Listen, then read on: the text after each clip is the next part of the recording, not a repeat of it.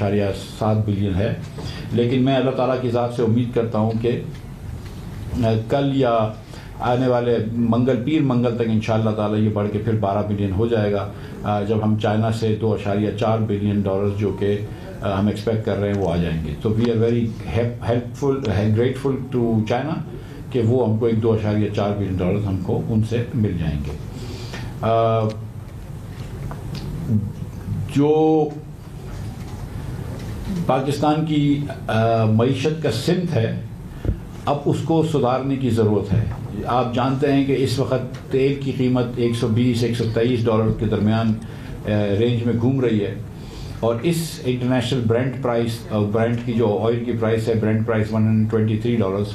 اس کی وجہ سے پیٹرول، ڈیزل اور دوسری جو تیل سے بننے والی چیزیں ہیں وہ بہت زیادہ مہنگی ہو گئی ہیں، چاہے وہ پلاسٹکس ہوں چاہے وہ دیگر چیزیں ہوں. اور اس کی وجہ سے ہم کو پیٹرول اور ڈیزل بھی پاکستان میں مہنگا کرنا پڑا 2 مرتبہ، پر 30 روپے دونوں مرتبہ مہنگے کیے. اور یہ ایک المیہ ہے کہ خان صاحب نے جانے سے پہلے پیٹرول جو تھا وہ سستا کر دیا تھا اور ڈیزل بھی سستا کر دیا تھا، قیمت خرید کو مد نظر نہیں رکھتے ہوئے سستا کر دیا تھا، اور وہ چیک لکھنے کے مترادف تھا. انہوں نے چیک لکھ کے عوام کو دے دیے کہ یہ لو 1000 روپے کے چیک، لیکن جب آپ کیش کرانا جائیں گے تو بینک میں پیسے نہیں تھے.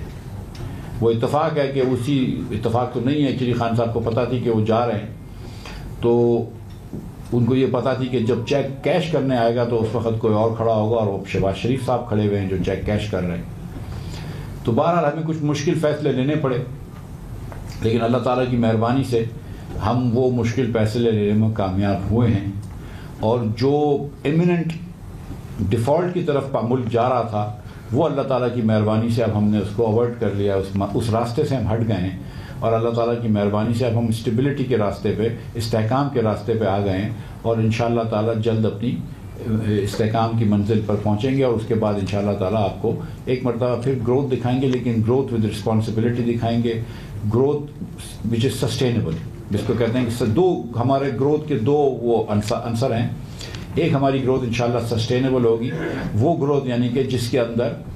بار بار کرنٹ اکاؤنٹ ڈیفیسٹ نہ ہو، بار بار بیلنس آف پیمنٹ کرائسس نہ ہو، اور آپ وہ گروتھ لے کر آئیں جو سسٹینیبل ہو. یہ نہیں کہ آپ نے 4-6% گروتھ کری اور فوراً آپ کا کرنٹ اکاؤنٹ ڈیفیسٹ جو ہے وہ آپ سے باہر نکل جائے اور آپ ڈالر کے کرائسس میں آ جائیں. تو یہ ایک سسٹینیبلٹی چاہیے،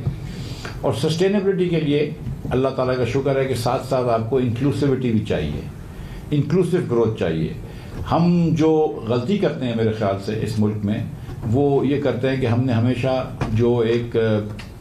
سرمایہ کار کا طبقہ ہے، جو صاحب ثروت لوگ ہیں، ان کو اور بڑی سنسیئرلی ہم ان کو مراد دیتے ہیں تاکہ وہ صنعت کو آگے بڑھا سکیں، تاکہ وہ تجارت کو آگے بڑھا سکیں، تاکہ معیشت آگے بڑھے.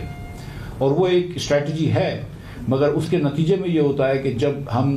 ایک عمرہ کو مزید مراد دیتے ہیں اور وہ جب صنعتیں لگاتے ہیں یا دیگر جو خرچے کرتے ہیں تو ہمارا امپورٹ باسکٹ بہت بڑھ جاتا ہے، امپورٹ بڑھا جاتا ہے. آپ اس طرح سوچیں کہ ایک امیر آدمی کے کنزمپشن باسکٹ میں، ایک امیر آدمی جو خرچ کر رہا ہوتا ہے اس کے اندر امپورٹ کافی ہوتا ہے، جبکہ غریب شخص اگر خرچ کر رہا ہوتا ہے تو وہ امپورٹ کی چیزیں نہیں ہوتی، اس کی آٹے دال وغیرہ کی چیزیں ہوتی ہیں. تو اگر آپ انکلوسیو گروتھ کریں گے، جس کے اندر آپ گروتھ لے کر آئیں گے معیشت میں، غریب لوگوں کو اور متوسط طبقے کے لوگوں کو مراد دے کر، ان کو فیسیلیٹیٹ کر ان کا اسپینڈنگ پاور بڑھا کر، تو شاید آپ کی ڈومیسٹک پروڈکشن بھی بڑھ جائے گی، آپ کی ایگریکلچر پروڈکشن بھی بڑھ جائے گی، لیکن آپ کا امپورٹ بل نہیں بڑھے گا. تو وہ گروتھ جو ہے وہ انکلوسیو تو ہوگی لیکن سسٹینیبل بھی ہو جائے گی. اس کے ساتھ ساتھ